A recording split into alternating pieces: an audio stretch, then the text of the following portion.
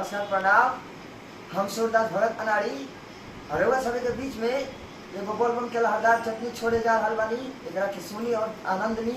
Last में comment में बोलबम के नारा जरूर लिखी। कैसे बा कि सावन में देख बहुराई गइले भोला, सावन में देख बहुराई गइले भोला, सावन में देख बहुराई